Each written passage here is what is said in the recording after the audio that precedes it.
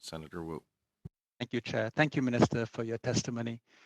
You've been very forceful in articulating the need for military support so that Ukraine can defend itself against Russian aggression. And you've said in your testimony that we should do so until Ukraine wins the war. You then clarified in your answer to Senator Boniface's question that winning the war means the total withdrawal of Russia from all of Ukraine's territory. Well, it sounds to me like our government is content for the war to play out for as long as it needs to. So my question to you is, what are we doing to try and broker an early end to the war so that we can reduce human suffering? What are we doing directly with the belligerent Russia or indirectly through interlocutors who have credibility? Canada has no personal interest in making sure that the war lasts a long time. We don't. Every single life lost is an atrocity.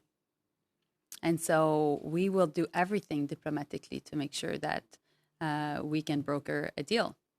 The problem is not Canada nor Ukraine, I would say, at the negotiation table. We don't believe that there is good faith on the part of Russia. And also, we question whether the negotiators have a clear mandate from their president. And so we will continue to engage proactively on how negotiations can happen, providing the right assistance on what can be done in times of conflict. We have a great legacy in peacekeeping. We have a great legacy also in, for example, finding ways like we did in Colombia to bring different belligerents to the table. And so we'll continue to do that work, Senator.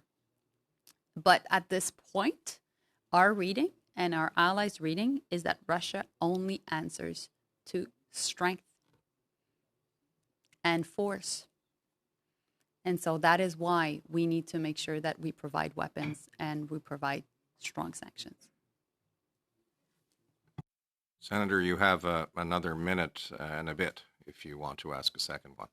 And what about working with third parties that still have some standing with Russia to try and broker peace? I haven't actually heard what we are doing to wage peace. I've heard a lot about what we're trying to do to counter Russia, and that all makes sense to me. But I haven't heard anything that our government's doing to try and bring about the peace. Mm-hmm.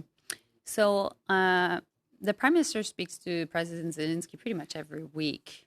I speak to the Chief of Staff of Zelensky, Andriy Yermak, every 2-3 days, and as well with my counterpart Kuleba.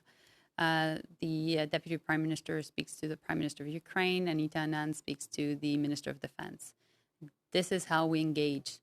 We're in close contact with the negotiators also at the table.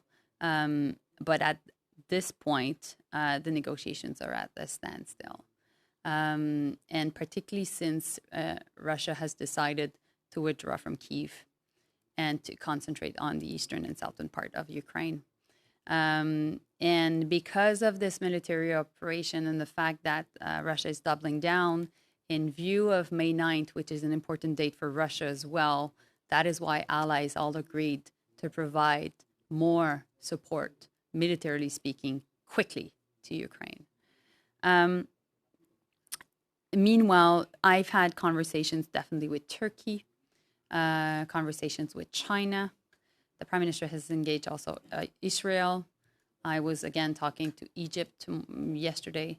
So many countries have tried to reach out to Putin himself. The Secretary General of the UN, Guterres, was there yesterday.